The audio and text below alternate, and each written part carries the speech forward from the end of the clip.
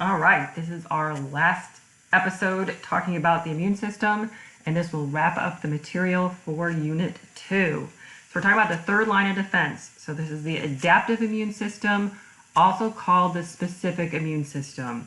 Adaptive applies its changes, and that's true. It gets better over the course of one's lifetime. It is specific for a particular pathogen. Actually, you're going to learn it's specific to an actual piece of a pathogen. It's that specific to its toxin or to its metabolite. It is a systemic response, so not local, a systemic response. It has memory. There are two branches to it, the humoral response, that's through antibody production in B cells. Antibodies are released proteins so they can bind to something that is extracellular. So bacteria, toxins, free pathogens. Cell-mediated immunity, that has to do with the cytotoxic T cells. These are cells that are going to attack our virus-infected cells or our cancer cells. So they have to do with protection against intracellular pathogens. They kill by cell-to-cell contact using perforins, and we're going to watch that process. So go ahead, sit back, relax. Let's get ready to do this. So we defined an antigen already. An antigen is anything the body perceives as foreign, so it's not self, that activates the immune system. That word comes from genesis of antibodies. So the body is actually responding to just a portion of something foreign. So imagine this antigen is a bacterial cell. So it can respond to just this little part of it. So that's called an antigenic determinant. It can respond to this part of it or this part of it. And so each pathogen is going to have many antigenic determinants. So the antibody or humoral response is going to be a combination of many different specific antibodies. To bring about this response, big and complex is best to cause the production of these antibodies. So if something is very small, so a molecule with a low molecular weight, it may not stimulate our immune system. Also, it's something really generic. Take collagen, for example, it's just glycine, amino acids. It doesn't have a lot of variability. Then it also won't be very immunogenic. So when they talk about making a vaccine, they are looking for a target that has to be a certain molecular weight, and it has to have enough complexity that it will stimulate the immune system. So that's what it means by immunogenic. Usually it's going to be a glycolipid, or it can be a polysaccharide. Proteins are actually the best because you have 20 amino acids, so there's just greater variability in proteins. So big and complex is best as far as an antigen for stimulating the immune system. And our immune system responds to just a piece of it, which is called an antigenic determinant. We have self-antigens. So your personal barcode, you can think of it as your MHC, so major histocompatibility complex. And we've mentioned these already.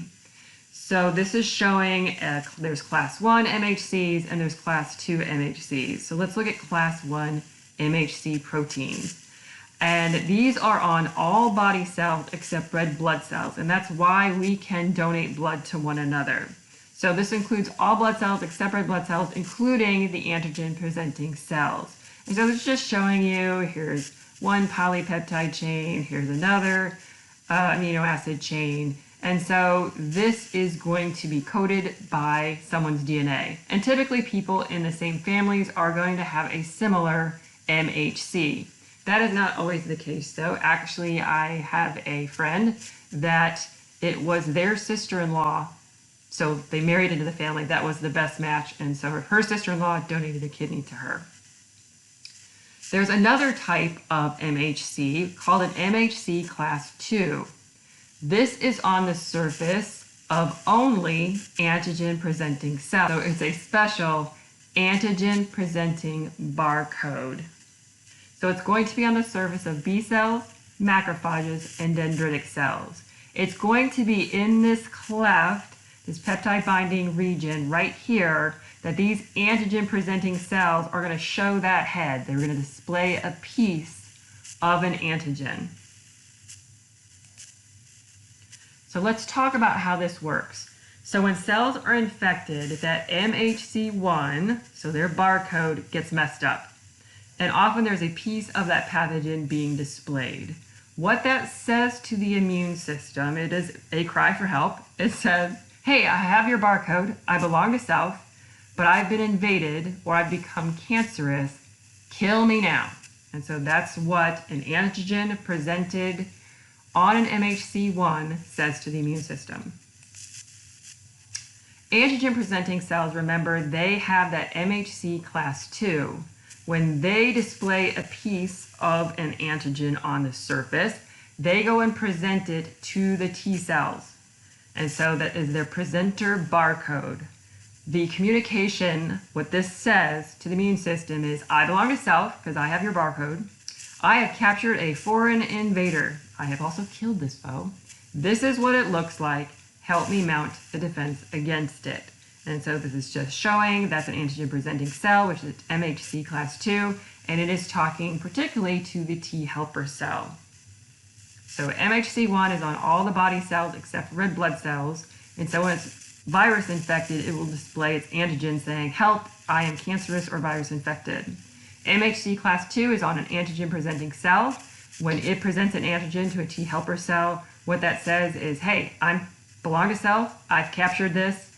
This is what it looks like. Help me mount the defense against it. And that, in essence, is antigen presentation.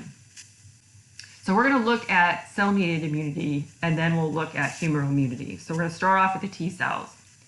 So T cells, like I said, they're going to target those intracellular pathogens. Remember, they are made in the bone marrow. They go to the thymus for education and maturation. They have to be immunocompetent, so recognize that barcode, but they also have to be self-tolerant. So you have to recognize self, but not attack it.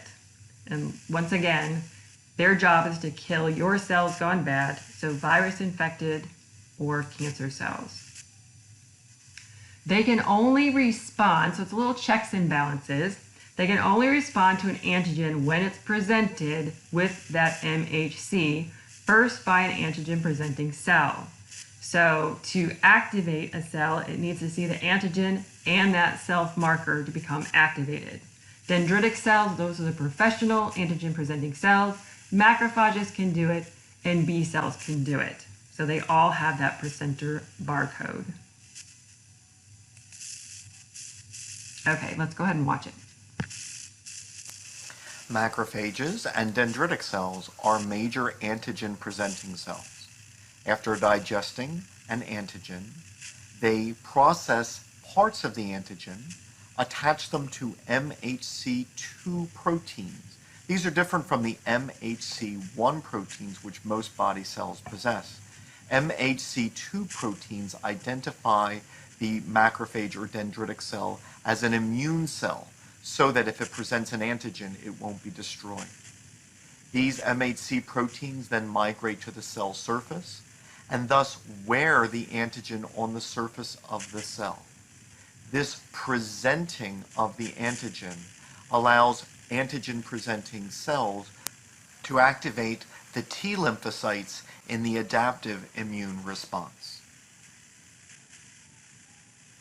Some dendritic cells are able to enter lymphatic vessels after processing an antigen and then exit in lymph nodes where they can present to T cells there.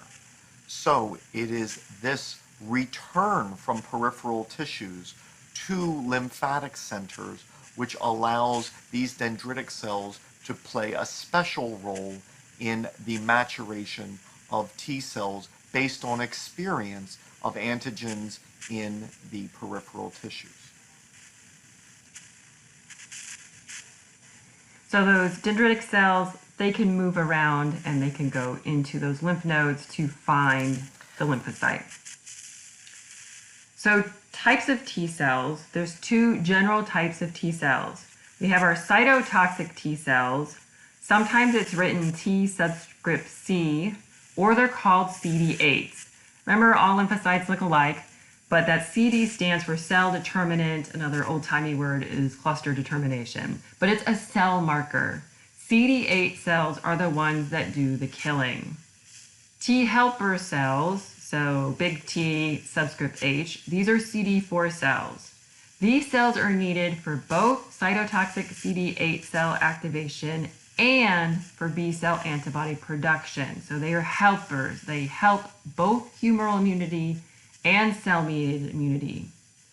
HIV, the virus that causes AIDS, takes out these T helper cells and therefore takes out all of the specific adaptive immune system. So takes out immunity. And so it's just showing you T helper cell is going to help with B cells becoming those effector plasma cells and antibody production.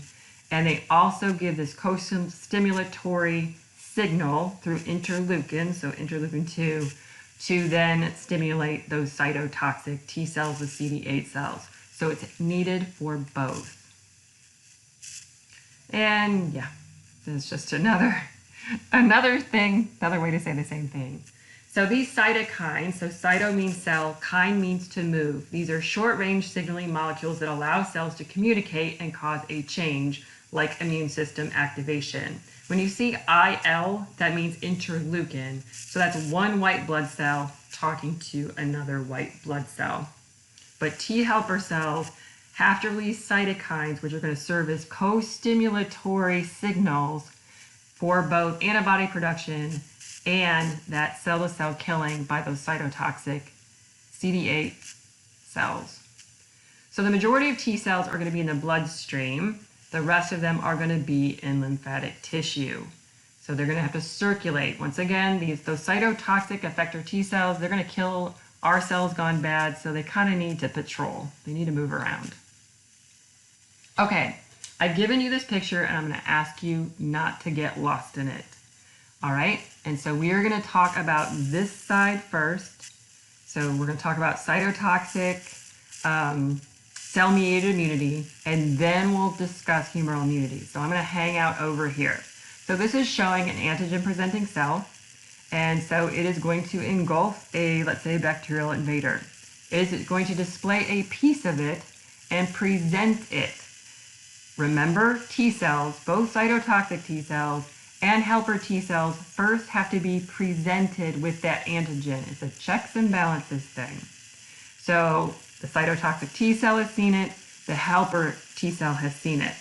This cytotoxic T cell, it can be presented with the antigen, but if it doesn't get this co-stimulatory signal by way of interleukin 2, then it will never become an active cytotoxic CD8 cell. When it does receive that co-stimulatory signal, then the one cytotoxic T cell, now it's going to go through proliferation and differentiation.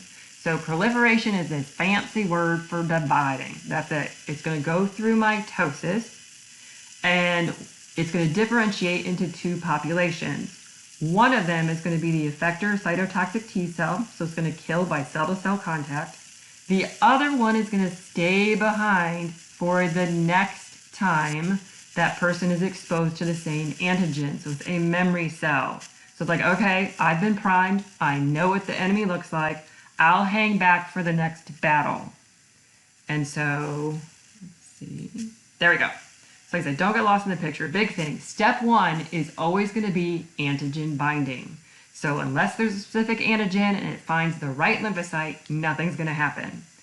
The ability for a lymphocyte to recognize an antigen is genetic because it's through that protein T cell receptor on the surface of its cell.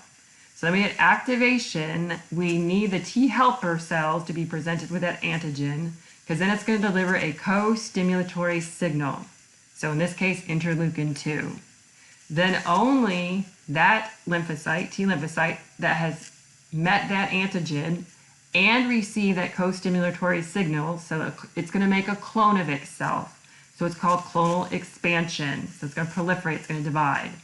It's going to differentiate into two cell populations. The cytotoxic CD8 cells, they're going to do their job. They're going to kill cells. And then those memory T cells are going to hang around for the next exposure. And that's that adaptive part of the immune system. Each time a person sees the same antigen, they have more memory cells. So think of like a larger army or a larger group of assassins for that particular antigen. Okay, let's watch it. Activation of the immune response typically begins when a pathogen enters the body. Macrophages that encounter the pathogen ingest, process, and display the antigen fragments on their cell surfaces. Macrophages with antigen fragments displayed on their surfaces are called antigen-presenting cells. An antigen-presenting macrophage interacts with a T helper cell that can recognize the same antigen. During the interaction, the macrophage releases a chemical alarm signal called interleukin-1, which stimulates the T helper cell to secrete interleukin-2. Interleukin-2 causes the proliferation of certain cytotoxic T cells and B cells. The immune response from this point follows two paths, one using cytotoxic T cells and one using B cells. Normal cells of the body that become infected can also digest some of the pathogens and display antigen fragments on their cell surfaces. The body makes millions of different types of cytotoxic T cells. Each type is able to recognize a particular antigen. The cytotoxic T cells that are capable of recognizing the antigen displayed on the surfaces of infected cells bind to the infected cells and produce chemicals that kill the infected cell. Death of the infected cells results in destruction of the pathogen. B cells also come in millions of different types, each able to recognize a particular antigen. When B cells become activated by T helper cells, they differentiate into plasma cells. These plasma cells become antibody-producing factories, flooding the bloodstream with antibodies that can bind to the antigen involved in this infection. Antibodies bind to the antigens on the surfaces of the pathogens, marking them for destruction by macrophages. Some of the B cells do not turn into antibody factories, but instead become memory B cells that may survive for several decades. Because of these memory B cells, the secondary immune response to a future infection by the same pathogen is swifter and stronger. This powerful secondary immune response is what gives immunity to some diseases after you have had them once or after you have been vaccinated. Okay, that is an awesome video. If you could grasp all of that, that's my goal. If you got that, I'm feeling really good.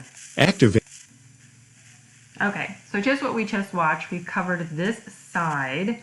I do want to say that these memory cells, remember we said lymphocytes are the longest lived of the white blood cells, and so they can actually live for decades. So they're going to hang around for the next time that person is exposed to that antigen. And so now we're going to look at the cytotoxic T cells, so those effector CD8 cells, how they kill. So this is some amazing fluorescent microscopy work. And so T cells and natural killer cells, they are going to kill in the same way. And so I have a lot of favorite YouTubes, but this is definitely one of my favorites because I know how difficult this work is. Inside all of us lurks a serial killer. A killer whose primary function is to kill and then kill again. These are cytotoxic T cells, a specialized member of our white blood cells. They patrol our bodies, identifying and destroying virally infected and cancer cells, and they do so with remarkable precision and efficiency. There are about 5 million T cells in a teaspoon of our blood, engaged in the ferocious and unrelenting battle to keep us healthy. These amorphous blobs move around quite rapidly, pushing out their leading edge and probing their environment as they go. When a cytotoxic T cell finds a cancer cell, membrane protrusions rapidly explore the surface of the cell, checking for the telltale signs of cancer. They kill their targets using poisonous proteins visible here in red. These cytotoxic granules move down special pathways in the cell called microtubules to the interface between the T cell and the cancer cell. The T cell punctures the surface of the cancer cell and delivers its deadly cytotoxins. This is very important in our bodies, where cells are packed together, as it focuses the lethal hit on the target and minimizes collateral damage to the neighboring healthy cells. The fate of the cancer cell is sealed. The T cell then moves on, hungry to find another victim.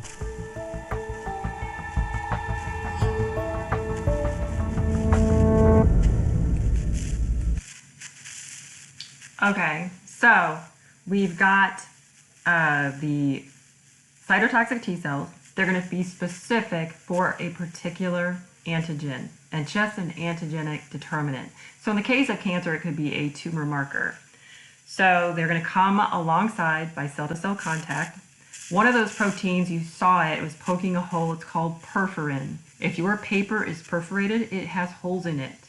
And then that, I think she called it the cytotoxic load, or I can't remember what she said. But that is going to be granzyme. So granzyme is going to enter through those pores. And once that granzyme enters, then it's going to trigger apoptosis. So programmed cell death. So that song was Twilight Zone by Golden Earring. I was trying to come up with something for a specific immune system. There's not a lot of songs for that. So just directed, targeted, cell-to-cell contact killing. Same method is used by those natural killer cells. All right, so let's talk about that humoral antibody-mediated immunity. So antibodies are those immunoglobulins, so they're proteins, that are specific for and neutralize antigens by smothering them and targeting those antigens for destruction, mostly by those phagocytic cells. Each B cell makes one antibody for one antigenic determinant. It is coded for in the DNA.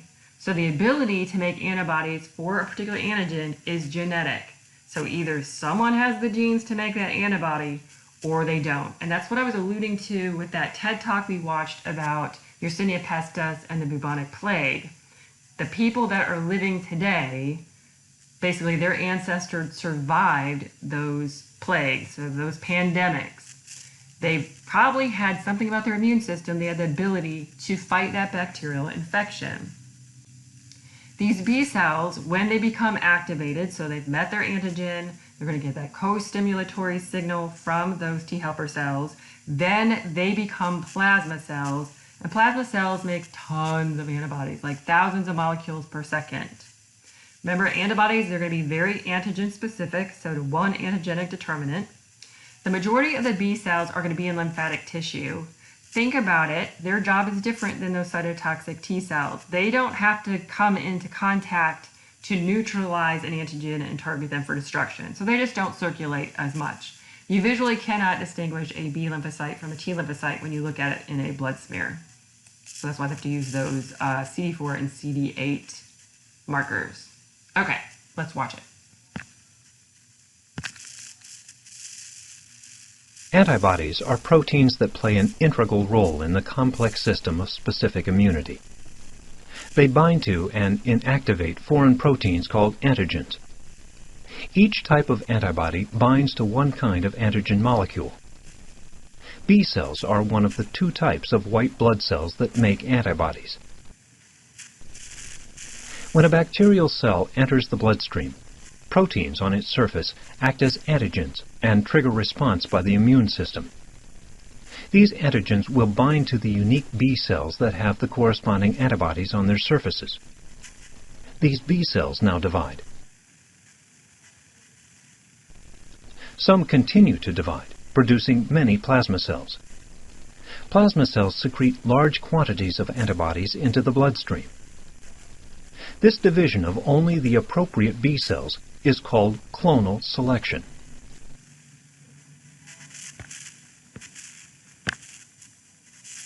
All right, so now let's look at this side of the picture. So B cells, because they have these antibodies on the surface, they can actually come in contact with their antigen. So they can meet their antigen without an antigen presenting cell. However, they cannot get activated to expand, so there won't be any clonal expansion or differentiation into plasma cells or memory cells unless they receive that co-stimulatory signal. So they have to meet their antigen, it's always going to be step one. Then that T helper cell has been presented with that antigen, so it now is going to make that co-stimulatory signal for them, so cytokines, and then that B cell is now activated. So here's a nice picture. So for both B cells and T cells, you have a whole army of them. It is going to be genetic which antigen they respond to. So this picture is showing you the different colors of antibodies, so B cell receptors on the surface of these B cells. Only the antigen that matches that B cell receptor, so that antibody, that's going to be that first step. So we get antigen, we're going to get that co-stimulatory signal from the T helper cells, and now this cell is going to proliferate. So it's going to form clones of itself, so it's called clonal expansion. We're going to get differentiation into our two populations. So we have effector B cells, which are plasma cells, and so they're going to make tons of antibody and just release them. So there's antibodies, like I said, in tissue fluid, in plasma, in all of your secretions, so saliva, gastric juice, mucus, you name it. And then some of those cells are going to stay behind to become a memory B cell. And like I said, these can live for decades. So these are primed. They can respond to that same antigen. When they meet that antigen the second time, so subsequent time, they can go much faster. They will expand, so go through clonal expansion and differentiation. So this first time, so the first time someone's immune system sees a particular antigen, that's called the primary response, so initial encounter with antigen. So these are naive B cells, now it's met its antigen. So the next time someone's exposed to that, then that is that secondary response, and it can be years later, then they have a much faster, greater response. So the first time you get sick, because it's going to be slow, we're going to look at it in a minute. The second time, these antibodies are going to neutralize that pathogen and target it for destruction before it ever makes someone sick. So here's just a picture of everything we discussed. So we were talking about those innate defenses, so surface barriers and internal defenses. They are in place, they're super fast. Adaptive defenses, remember we are going to have two branches, so cell-mediated immunity through cytotoxic killing, and then humoral immunity through the circulation of antibodies. So this is just a picture of all of it together. I just want to remind you that even though we discussed it in all, different parts just so we could learn about it, it's happening at the same time. So hopefully this makes more sense now. So these CD4 cells, these T helper cells, they are needed for that co-stimulatory signal. They're going to make those cytokines that is responsible for that activation of those B cells. So we get humoral immunity and antibody secretion and activation of those CD8 cytotoxic T cells. So we get attack on our virus-infected cells or our cancer cells. So these cells are what are infected by the HIV, so human immunodeficiency virus. When counts in CD4 cells go down, that's when someone has AIDS. So that's when their immune system gets taken out. So you can test positive for HIV, but you don't have AIDS yet until this population goes down. And to be honest, you could not design a virus more efficient at wiping out our immune system because it infects these cells right here. So the T helper cells. And so it leaves someone with no adaptive immunity, not antibodies, nor killing by cytotoxic T cells. So a person with AIDS is going to die of an opportunistic infection. So let's look at the antibody structure. So antibodies, they are soluble globular proteins.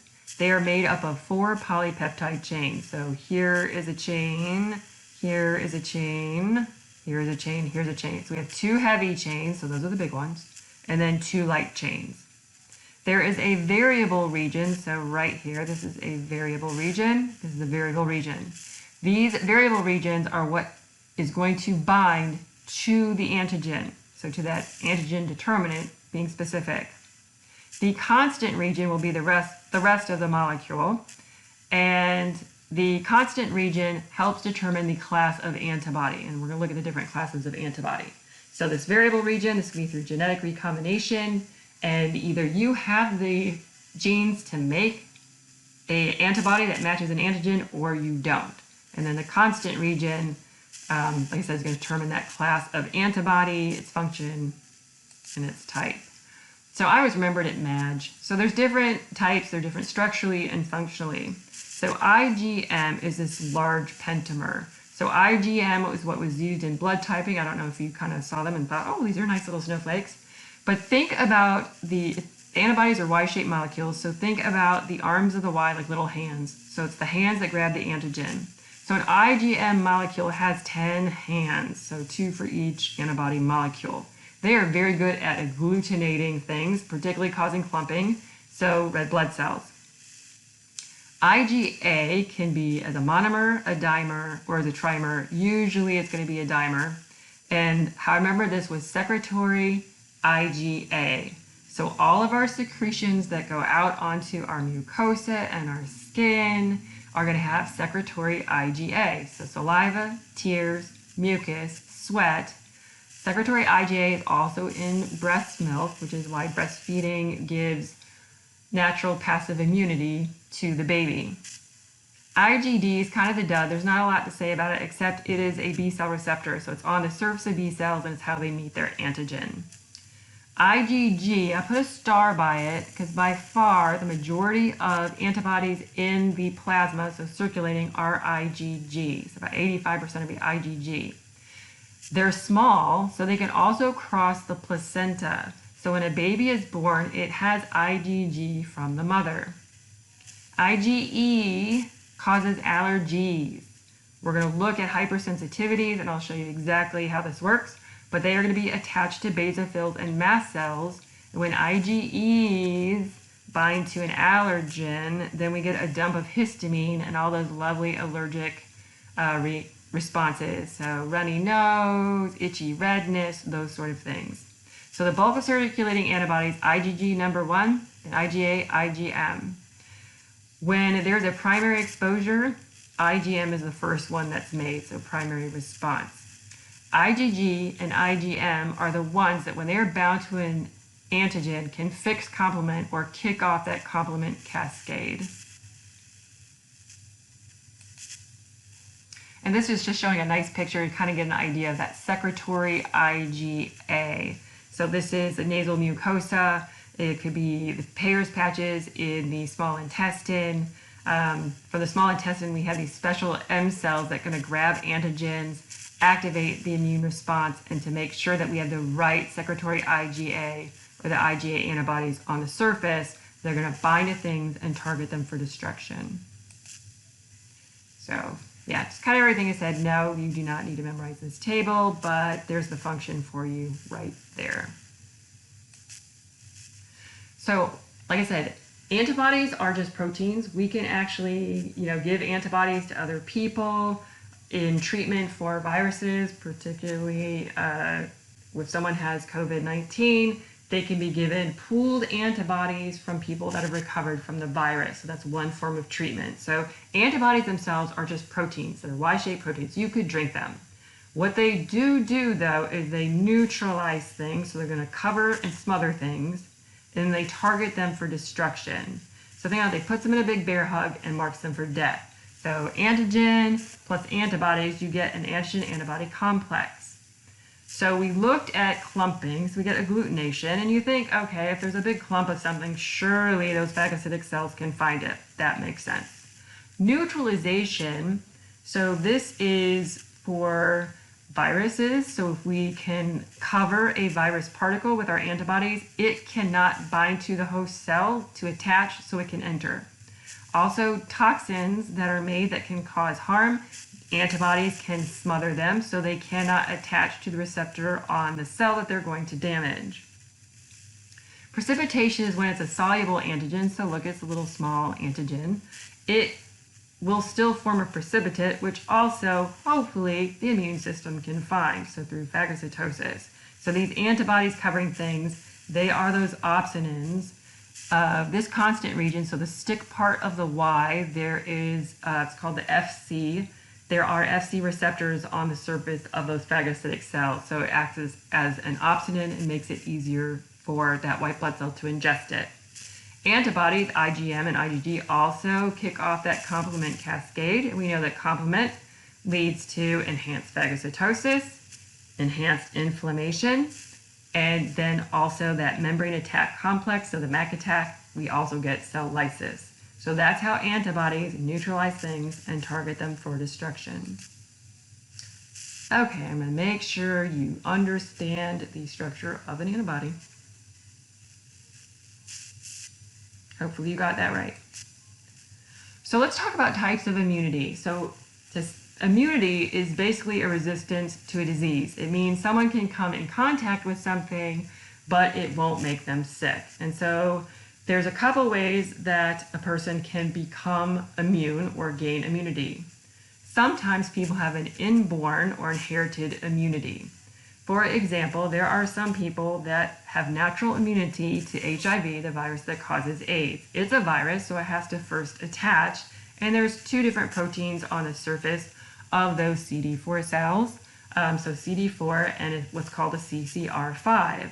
Some people, this CCR5 looks just a little bit different, so the virus can't bind. If a virus can't bind, it can't attach, and it cannot enter, and we know viruses are acellular, so they can't reproduce. Most of the time, though, people don't have an inborn immunity to something. It has to be acquired. Yeah, that's the life cycle for HIV. Okay, so acquired immunity, there's going to be 4 different ways you can acquire immunity, and it has to do with these different terms, and they're just going to be recombined. And so I always have this, you can memorize it or understand it. So you can either have naturally acquired immunity or artificially acquired immunity. So if it's naturally acquired, that means there was no healthcare worker involved. So didn't have to go to the doctor, there's no scientist involved, so it was natural. Artificial, if something's artificial, that means a healthcare worker was involved somewhere. The second term in a type of immunity is either going to be, you can have natural active immunity or natural passive immunity, artificially active immunity or artificially passive immunity. Very simply, if someone has active immunity, it means that their body mounted an immune response and they now have memory cells. So they have active immunity. If someone has passive immunity, that means someone else's body made the antibodies and mounted the immune response, and they will have no memory. So I'm going to give you some things to just kind of think about. So memorize it or understand it.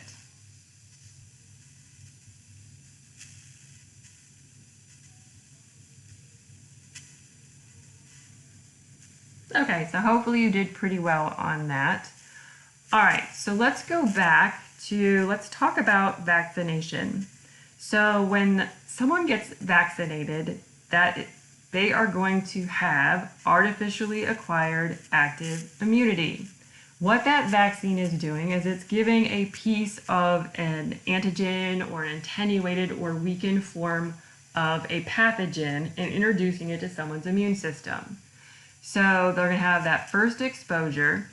There is going to be a lag period, and then they're going to have this sort of weakened, delayed primary response. And so the first time the immune system sees something, it takes about 3 to 6 days for absolutely anything to occur. So that antigen has to find that right B cell, the right T cell, T helper cell has to also be presented with that antigen. And so the first response to something, that's normally, like I said, when someone gets sick. So think of a vaccination as a priming of the immune system, so you get that primary response to something that would do no harm. The next time someone comes in contact with something, so they get to have their vaccine, so they now have immunity, that next exposure, because of those memory cells, they're going to have a really fast, rapid release of antibodies. And remember, antibodies neutralize things and target them for destruction. And so that's how vaccines prevent disease.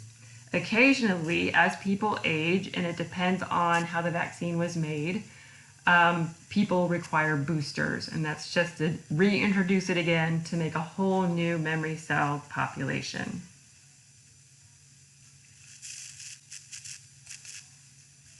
And so this is just kind of showing you that. So that lag period in that primary response, remember we have the antigen, it has to find its right B cell.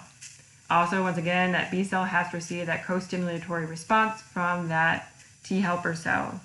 And so then we get our two populations, we get our plasma cells that are going to make antibody. Then we have this memory cell that stays behind for that secondary response. There is no lag that secondary time, so you can have a much faster response, and you have more cells that are going to be making the antibody, so you have a much greater amount of antibody. So each time someone's exposed to the same pathogen, they leave behind more and more memory cells. And so that's how our immune system adapts and gets better. This also is going to occur, same thing for better amplified cellular attack. So same thing for the cytotoxic T cells, but you can't measure it like you can measure antibody titer. So you can measure that in somebody's blood. Okay, well, we are almost finished. So hang with me. If you need to, you can always pause me, by the way. I'm sure you figured that out by now. So if the immune system has an under response, then someone is immunocompromised and they're going to get sick. If the immune system has an over response, then that could be a hypersensitivity or an autoimmune disease. So we're going to talk about those. A right response would mean immunity and someone would not get sick. So an allergy is a hyper, so above sensitivity, and usually it's to antigens that would do no harm. Dust will not kill you. So just think of that as an example. So antigens that cause allergies are called allergens, so the genesis of an allergy. There's 4 different types of hypersensitivities, and they're distinguished by a couple of things. One is going to be their time course. So there's immediate acute allergy. So these are things that, you walk into a room and you immediately have symptoms, so immediate, so minutes. Subacute allergy symptoms, so subacute hypersensitivities, now we're talking hours, like 1 to 3 hours. And then there's one type of delayed hypersensitivity, and that takes about 2 days. The other thing that distinguishes these types of hypersensitivities is whether it's mediated by antibodies or by T cells. So the binding of allergens to antibodies cause immediate or subacute reactions. T cells cause delayed reactions. So we are going to look at, so I gave you this table in your notes. And so they call it type 1, type 2, type 3, type 4. So they're given these Roman numerals.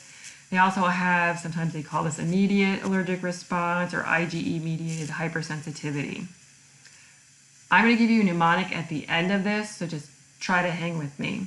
So type 1, I'm going to show you that because this is the most common type of allergy. So think, hay fever, just think of all A's. So asthma, atopic dermatitis, so like hives, all of those things. Type 2 and type 3, these are the weirdos. They don't come up. They're very specific types of hypersensitivities, and they are subacute. They take hours. I'll also have a slide for this one. So type 4, these are delayed hypersensitivities. They're going to be mediated by T cells. So types 1, 2, and 3, these are all antibody mediated.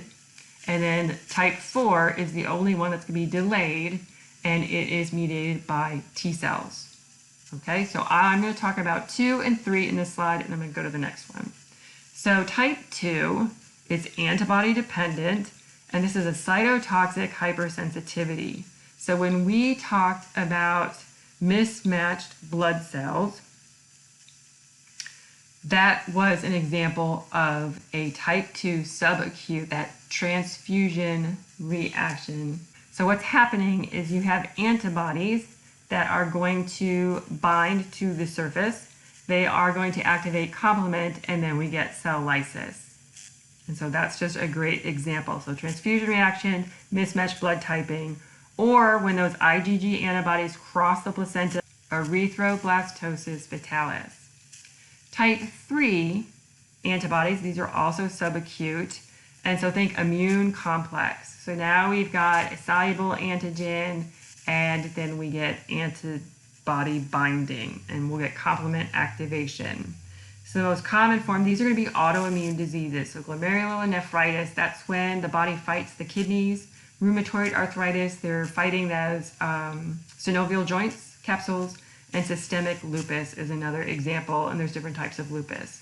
But type 2, so think cell-mediated, type 3, immunocomplex, and both of them are subacute. Both of them are antibody-driven. So type 1, like I said, this is the normal type of allergy. So immediate hypersensitivities, atopic dermatitis, and then 2, we're going to add anaphylaxis. So hang on. So we have an antigen, and so then we get a response. So we have plasma cells are going to make antibodies. Sometimes these antibodies, they're going to be IgG. They are going to bind to the surface of a mast cell or circulating basophil cells. The next time, so it's never the first time that someone's exposed to an allergen. It's going to be always the next time. And so this is for hay fever. Someone can get hives, eczema, so itchy skin. Also, too, someone can have a food allergy, so gastric disturbances, maybe they feel nauseous, they throw up, maybe a little diarrhea. And then 2, if it's inhaled antigens, a person can also have asthma. So the next time they come in contact with that same allergen, we get that dump of histamine, and we already talked about inflammation. So we're going to get, our capillaries are going to get leaky. If it's airborne, too, we're going to get like that mucus, so just think rhinitis, the runny nose. Could be in the eyes, your eyes get really watery. You can see your blood vessels, you get red eyes. Asthma, this is just showing the constriction of those small passageways of air. So think allergies, normal stuff. So allergies, asthma, atopic dermatitis. So anaphylactic shock, so this is a systemic allergic response. And once again, it's never going to be the first time. People often will get this to bee stings or wasp stings. And so what happens, instead of just being localized, so just instead of, redness, heat, pain, swelling, itching at a local area, instead you just imagine overall inflammation. So all of the capillaries get leaky. So you have a whole lot of fluid that's going to leave the bloodstream. So we have low blood volume. So we are going to get low blood pressure. Also, we know that histamine causes respiratory bronchioles to constrict. So that's where you get people, it's hard for them to breathe. So it just depends on the severity of it. You get a whole lot of swelling. You can get hives all over. Once again, this is a systemic response. And the danger part is that the person will not be able to breathe, either due to swelling of their tongue, constriction of their bronchioles, and then that low blood pressure. So usually people carry an EpiPen, so epinephrine, which is going to basically just keep them breathing, so it's going to dilate the airways. Also increase that cardiac output because of that low volume till they can get to a hospital, and then they will help stop that hypersensitivity, that reaction. So here's the mnemonic. So remember acid. So type 1, normal allergies, so anything you normally think of. Atopic dermatitis, asthma, and 2, it's going to be that acute anaphylaxis. It's going to be antibody mediated. C was that cytotoxic reaction, like a transfusion reaction. I for type 3, immunocomplex, so autoimmune diseases when the body starts fighting self. And then type 4 is the only one that is delayed. So let's look over here, type 4. So this is going to be contact dermatitis. So think poison ivy. And I don't know if you've ever had poison ivy. This is going to be, so you come in contact with poison ivy, poison oak, and so it's going to be the oils, the resins from those leaves. They're going to go through the skin. And so it's going to be delayed. I don't know if you've ever had it or not, but it's going to take a couple of days. And so it's going to be through cytotoxic T cells, and they are going to do damage. And so you get that redness and that damage to the skin, and you're going to ooze. Same sort of thing occurs if you've been tested for TB. You probably, if you work in healthcare, you have to go get your tests for if you've come in contact with Mycobacterium tuberculosis. And so they take a little bit and they inject it underneath the skin, and you come back in 48 hours. Also, diabetes mellitus type 1, it's going to be the cytotoxic T cells that are going to destroy the pancreas. This is also what's occurring with multiple sclerosis. You can also have this somewhat occur also with rheumatoid arthritis. But think of poison ivy, so it's delayed. Also, that same sort of delayed is going to be the same sort of reaction when someone gets an organ transplant. So we can transplant corneas, kidney, liver, pancreas, heart, bone marrow, and skin at this point. So when the donor's tissue are recognized as foreign, so that MHC class 1 does not match well enough, it's going to resemble that cellular immune response. So instead we get cytotoxic T killing of that organ. And so that's what they mean by transplant rejection or tissue rejection. So often when someone is given an organ transplant, they're going to be placed on immunosuppressant drugs to prevent these types of reactions. Types of transplants. So if you have an identical twin laying around, that is just like getting a self-graft. So iso means equal. So an isograft is from one identical twin to the other, and there is no risk of a transplant rejection. So example, a bone marrow transplant from healthy twin to a twin with leukemia. Clearly you can do an autograft, so you can self-donate to yourself, and this is often the case with skin grafts.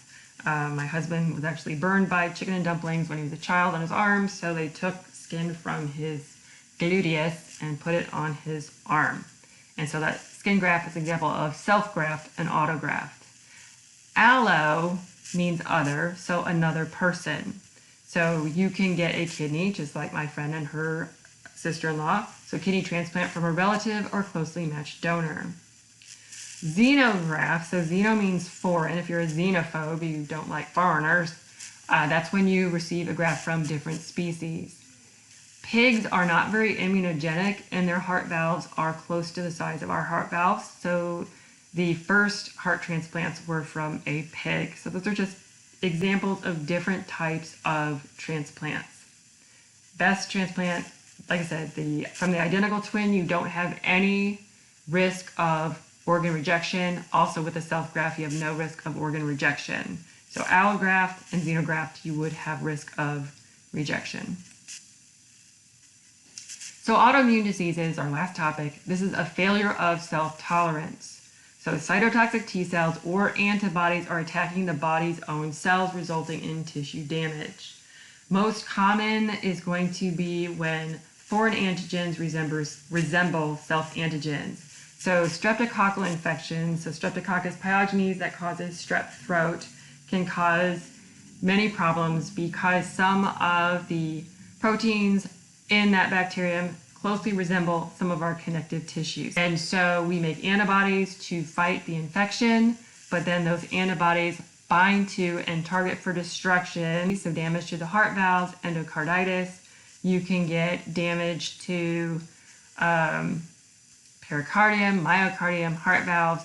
Also to joint capsules can also occur. You can also occur to the kidneys as well. But that's just a really common way you can get autoimmune reactions. So post-infection sequelae, so problems with those post-infections with particularly Streptococcus pyogenes. So if you think you have strep throat, it's a really good thing to get antibiotics, take your full course of antibiotics, and you don't want that around too long. Other things that can occur, because they really don't know what causes autoimmunity other than in that case. They believe that possible that there's new self-antigens appear, so self-proteins that were not previously there for that priming of the immune system. So you can get hapten attachment, so like two things, like a chemical combined with a self-protein that then became immunogenic. Viruses cause mutations to occur. So they really don't know exactly. They know it runs in families. They know women suffer more than men from autoimmune diseases. There's no cures at this point, but they're going to be managed with medications like prednisone. So remember, cortisol suppresses the immune system. So at the moment, there aren't any cures for those. So this is just some examples of autoimmune diseases. We've talked about some of these, and some are going to come up later. Celiac disease, that's when there's damage to the small intestine. We'll talk about diabetes mellitus. That's when it's an autoimmune reaction where the pancreas is destroyed. We've talked about Graves' disease and Hashimoto's disease. This chart's a little messed up. Systemic lupus, that's another one. It's when the antibodies are going to form immune complexes with nuclear DNA and certain proteins, myasthenia gravis, that's going to cause muscle weakness, so as it attacks those acetylcholine receptors, rheumatoid arthritis, we kind of already talked about that. You get that chronic inflammation due to antibodies attacking those joint capsules. And so, last thing, lifespan changes. Really good, just kind of say anything the body used to do, it slowly stops doing. Immune system declines as one ages, as that thymus gland starts to shrink. By the end of life, it's only about 25% as powerful as it once was. So always when there are diseases, the immunocompromised are always going to be the very young because their immune systems aren't primed yet, or the very old because their immune system is waning. So of course, over time, there's also high risk of infection and cancer. Antibody response to antigens becomes slower. And then two, because of being immunocompromised, elderly may not be candidates for certain medical treatments that suppress the immune system. But yeah, basically all of these homeostatic imbalances with aging or lifespan changes, everything the body is supposed to do, it slowly stops doing. Okay, well this wraps up our Unit 2 information. Once again, play your Quizlets, study your notes. If you have any questions, I'm here if you need me. Enjoy your day.